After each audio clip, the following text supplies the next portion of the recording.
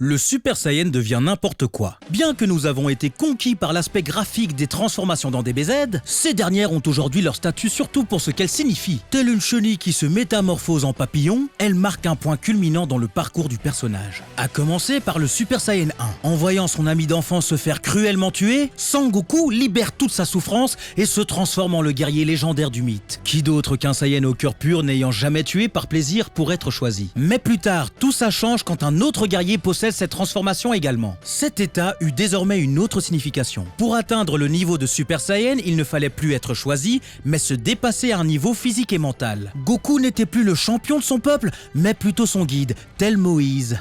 Bah oui. Un enfant d'un peuple mourant envoyé très loin, recueilli par une autre culture pour finalement protéger et guider les autres, c'est une histoire reprise énormément au cinéma comme Superman, Star Wars, Avatar et j'en passe des milliers. Le fait d'avoir un héritage étranger et de comprendre la population locale fait de Goku la passerelle entre ces deux mondes. Si les autres ont pu atteindre cette transformation, c'est en suivant son exemple. S'entraîner non pas pour conquérir, tuer ou torturer, mais pour se surpasser et devenir la meilleure version de soi. Il élève son peuple à un autre stade, en fait tous des Übermensch, aux cheveux blonds, aux yeux clairs und eine große Schwanzstockers und Augen gefüllt bis Bisswasser. Oulala, faut que je reste concentré. Ouais, tu devrais aller dans un camp de concentration. On avait tous adoré, c'est bien Toriyama ça. Il nous crée une culture, une mythologie pour ensuite briser le mythe, pour nous dire que si on veut croire aux légendes, on doit devenir les légendes. Et c'est pour ça que nous sommes si nombreux à être inspirés par ce truc, bordel.